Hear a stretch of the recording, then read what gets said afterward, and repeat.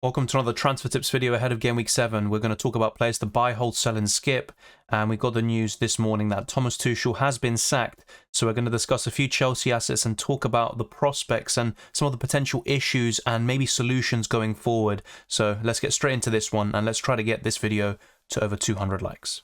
The first buy in this video is Nick Pope, who costs 5.1 million, and he has had over 310,000 transfers in at the time of this recording, the 7th most of any player. So it seems like goalkeeper transfers have been quite popular in the last few weeks. His ownership is 10.8%, and he's got the most points of any goalkeeper with 36, and he has 2 double-digit returns, and he has some fantastic fixtures. So I think up until, you could argue, game week 17, when we get the unlimited transfers heading into the World Cup, I think Nick Pope could be a great long-term solution. You've still got Sanchez and Dean Henderson, who I like as well, but you've got the others around 5 million like Mendy. He definitely has not been worth the money. Ramsdale as well. He hasn't been showing the saves and bonus points from last season. And then you've also got Edison and Alisson, who aren't keeping enough clean sheets to justify that 5.5 million price tag. So Nick Pope for me is the best goalkeeper to buy right now. There's just one thing I want to highlight, and that is a potential issue with Newcastle assets. They've got some fantastic fixtures, like I said, and in the opening 6 games, they played Manchester City and Liverpool and managed to keep 3 clean sheets and only conceded 6 goals. But the underlying numbers do suggest a degree of overperformance. Look at the expected clean sheets, 1.57, the big chances conceded 13, and the expected goals conceded 10.77. So I would be slightly concerned about that, and maybe I wouldn't be too keen on a double up in Newcastle defence. But Trippier and Nick Pope still offer great value, and they can also get bonus points, which is another really big plus in their arsenal. I still have some reservations about United assets and Marcus Rashford, but I think he is a good buy, especially if you look at the next 2 games and you might be looking to wildcard in game week 9. And after that, to be honest, United and Rashford could do a really good job, perhaps even better in the bigger games compared to against the weaker opposition. So Rashford has had 730,000 transfers in. His ownership is now 15.2%, and he is due a price rise. He's 6.5 million now, but he probably will be 6.6 million in the next couple of days. And only Gross has more points amongst midfielders. Gross has 42 and Rashford has 40. He's got 7 Premier League braces, and 5 of them have come against top 6 opposition. So even against the likes of City, I wouldn't be completely surprised if Rashford can get some returns as well. He's got some decent underlying numbers considering it's only 6 games so far. 4 big chances, 2 big chances created. But I think Rashford's ceiling might be a bit lower against a team like Crystal Palace, for example. Maybe Leeds could be pretty good, and also Manchester City. But you look beyond that, and I do have a few concerns about Rashford. But for the price you're paying, I think you're getting one of the best midfielders in terms of value. And because of that, he could be a really good Martinelli replacement in the weeks to come. And you've also got maybe the Brighton assets. They're maybe not going to be as appealing if Graham Potter indeed goes to Chelsea, and also because they've got some tough fixtures themselves. So Marcus Rashford is a buy, but I would still be slightly concerned about how he will perform against teams that don't have a high line. I'm less keen on this one now, but for the next 2 game weeks, the fixtures are still there for Brighton to really target. If Graham Potter leaves before the game week 7 deadline, then that would be a bit problematic. You know, who's going to come in for Brighton? They're probably going to have an interim for the time being. And will these Brighton assets be able to perform and continue what they've been doing? But Trossard, for me, is one of the best options at his price and below. And he had an incredible end to the last campaign. And he started this season pretty well too. And maybe Gross and McAllister have been the kind of standouts, but I still think he's better than McAllister. His ownership is 3.9%, and he's a short-term solution onto a possible Game Week 9 wildcard, a bit similar to Rashford, you could say. And like I said, I think he's better than McAllister. And right now on par with Gross, but I think longer term, Trossard would be the better pick, especially if Graham Potter indeed goes to Chelsea. So Trossard for me is a good asset. His underlying numbers haven't been too great, to be fair, but 11 shots in the box, 13 overall with 4 on target isn't too shabby, but the big chances are maybe the expected goals isn't really going to fill you with confidence. I mean, for example, Rashford had better stats. Martinelli, who offers insane value around his price. So you could argue that Trossard will be a bit less of a appealing buy right now, especially if Graham Potter leaves. Let me know down in the comment section below whether you think Brighton can bounce back and get a good managerial appointment and manage to move on from Graham Potter.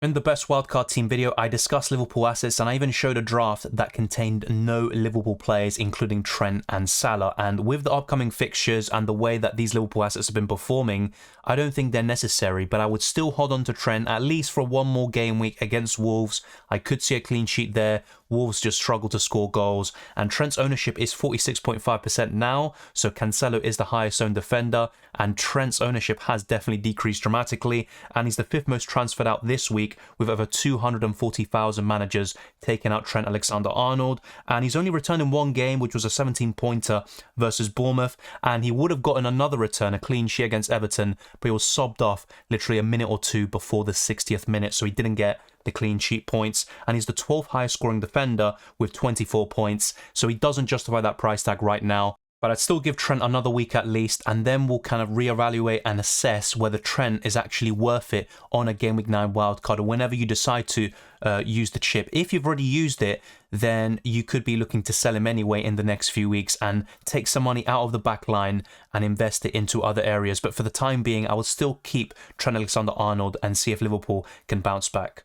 Arsenal have a poor fixture swing from Game Week 9 onwards when they face the likes of Tottenham, Liverpool and Manchester City in the space of 4 game weeks, but for the next 2 matches I think Saliba is worth holding, especially against Everton at home where Arsenal have a good chance of a clean sheet. Saliba has some decent underlying numbers for a centre-back in the space of 6 games. He hasn't been delivering in the last 2 against Aston Villa and Man United, but I still think Saliba is worth holding for now. But on the wild card, I'd probably avoid all Arsenal defenders, and maybe Martinelli is the only player I would heavily consider on that wild card. In terms of his ownership, it's 21.1%. He's 4.8 million, and he's the 3rd highest scoring defender with 29 points. Only Cancelo and Trippier have more. So Saliba for me is worth holding for at least one more game week. It doesn't make sense to get rid of these Arsenal assets just because of a few poor results defensively.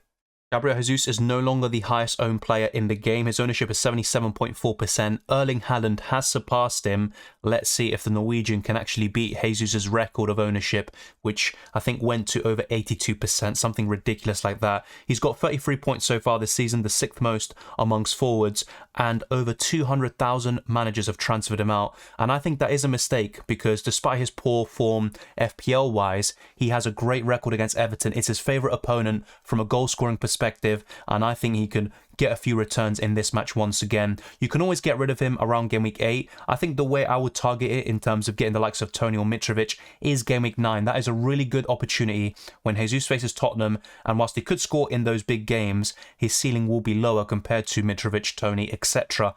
Game Week 9 is when I'd look to sell Jesus, a bit similar to Saliba. I wouldn't sell him right now, and I probably would give him another game week against Brentford before selling the Brazilian right now. His underlying numbers are pretty good, to be honest. 5 big chances, his XG and expected assists are very healthy. 20 shots with 7 on target, 20 shots inside the box, and 13 key passes. These are some really good stats. 3 goals and 3 assists in 6 games. You can't really ask for much more from an 8.1 million forward, but you've got Tony and Mitrovic, who I think will offer better value for money and arguably score more goals.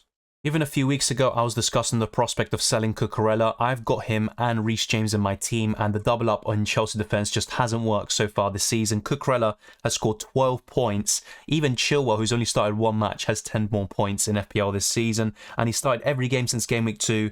No clean sheets have been accumulated in that time, and 2 assists to be fair to Cucurella, which already kind of betters his assist tally from last season, and he's got some decent underlying numbers, although they're nothing spectacular. Cucurella for me is a sell, but I would be very interested to see what the new manager can bring, and despite Chilwell looking really impressive against West Ham in Game Week 6, if Graham Potter goes to Chelsea, he's already worked with Cucurella, maybe he will have a bit of a preference for him and he will start the Spaniard, but we just don't know yet, and for me there's a few too many question marks around the Chelsea defence and also what's going to happen. And the big issue I have in terms of Chelsea wing-backs is that they're not going to have as much importance in the attack, I think, under Graham Potter or whoever may be the new manager, Zinedine Zidane, Pochettino, etc., compared to Thomas Tuchel, who really use those wing-backs, to such an extent for their creativity and their goal threat. So I'd be very concerned about that, and even the likes of Reece James might be a less appealing asset, but it's all speculation. I could be completely wrong about that. Reece James, for example, could become an even better one, with clean sheets now being added to the Chelsea backline. And will Chelsea actually respond? Some of the games coming up are pretty tough. Fulham away and that derby could actually pose a few problems there for Chelsea. Liverpool at home is always going to be tough despite their poor form. Crystal Palace isn't an easy game, but long-term Chelsea have good fixtures, so it might seem like a bit of an awkward time to sell Cucurella and all these Chelsea defenders, but I probably would stick with one, and Reece James for me is the best option at their disposal. Cucurella's ownership is 12.5% and he is 5.2 million, but I wouldn't be too surprised if he goes down to 5.1 million within the next week or so. I believe Manchester City will keep the most clean sheets this season, so Ederson will probably win another Golden Glove, but I don't think he justifies that 5.5 million price tag, especially when Man City have a few tough games on the horizon, including Tottenham, and the underlying numbers are pretty good, especially if you compare it to Nick Pope, for example. The underlying numbers, expected clean sheets 3.21, they've kept 3 clean sheets, 7 big chances conceded, and expected goals conceded of 4.43, and 6 goals conceded overall. So there's a bit of an underperformance there, and I think City will rack up some more clean sheets probably over the next few months and really start to justify those defensive assets. But Ederson isn't the best one. I'd rather go for Cancelo, even Ruben Dias, Sergio Gomez when Kyle Walker is out, although that's not going to be for too much longer, I think.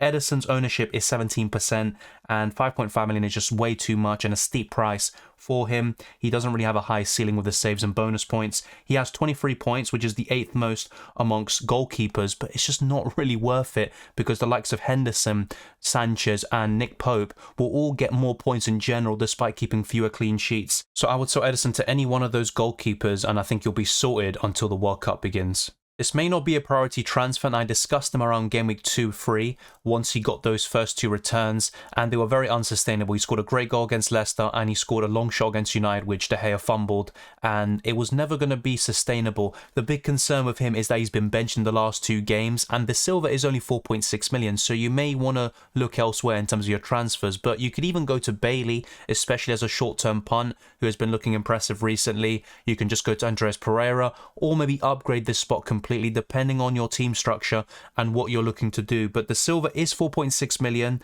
and over 100,000 managers have transferred him out this week. His ownership is 8.7% and he's got 19 points, which is the second most of any 4.6 million midfielder and below. And he also, like I said, has been benched in the last 2 games. So I think that would be the main concern. The underlying numbers aren't great anyway. So if you do have a spare transfer, maybe you have 2 and you don't want to burn one, getting rid of the silver I think is a good choice. And honestly, it's just not looking too good in terms of his FPL prospects. Brennan Johnson played a huge part in Nottingham Forest being promoted last season, and he has done pretty well so far considering it's his first time in the Premier League. He has some fantastic fixtures coming up, and the underlying numbers aren't good, but he's only 5.9 million and his ownership is 1.5%, so he has a mega differential and he could come good, but for the time being I would skip. He has 21 points, which is the 10th most amongst forwards, but just around 0.9 million more you can go to Mitrovic, who has been scoring in almost every single game so far. And also you've got Ivan Toney at 7.2 million. So I just wouldn't go for Johnson. You've also got a few others that could really come to the fore, like Iheanacho, if Brendan Rodgers is sacked and Leicester have a real big managerial bounce and he gets those starts that he deserves. But for the time being, in terms of the forwards, I would limit it to one of Haaland or Kane. Maybe you could go for both. And then looking at those 2, Toney and Mitrovic. And I wouldn't be going for other forwards, especially these, like Johnson, that aren't Premier League proven. As I said in some of these previous transfer tips videos, I think Zaha is the only Crystal Palace attacker that I would go for,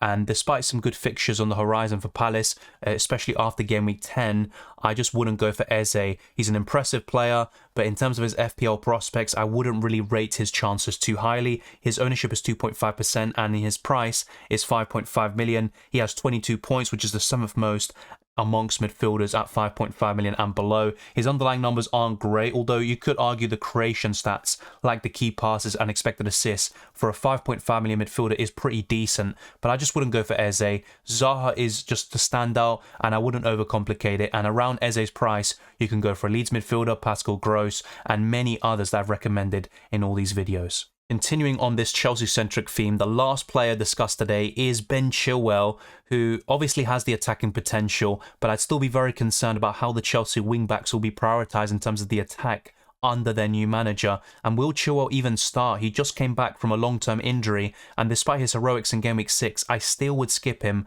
and probably just stick with Reece James if you had to go for any Chelsea player and then reassess. And once Chelsea shows some signs of improvement, then you could go for the double defence, and Chilwell could be a fantastic option. He's 5.8 million, so that's a really good price for him. If he starts, he's going to get points. It's as simple as that. His ownership is 2.8%. He already has 22 points, which is 1 less than James and also 10 more than Cucurella, despite only having 1 start, which is incredible to say the least. And he scored the most points per 90 amongst any defender last season. I think it was 9 per 90 minutes. So Ben Chilwell is a fantastic FPL option when he gets the minutes, when he's injury free, but I would skip him for the time being. And that wraps up another buy, hold, sell and skip video. Let me know if there are any other players that you would include in any of these kind of brackets. I'd be very interested to see your thoughts, and thank you very much for watching. If you enjoyed this video or found it useful, be sure to smash the like button and subscribe if you're new. Let's get this video to over 200 likes, and we're so close to 14,000 subscribers, so let's keep on pushing and hitting a new milestone. The growth over the last few weeks has been incredible. You can follow me on Twitter and Instagram, DylanRCM, and also become a patron or a channel member. A huge shout out goes to those that have signed up recently. You're much appreciated, and you can also join the Discord server and the FPL League, so check the links in the description below. I wish you all the best of luck for Game Week 7 and the rest of the season, and I'll see you next time.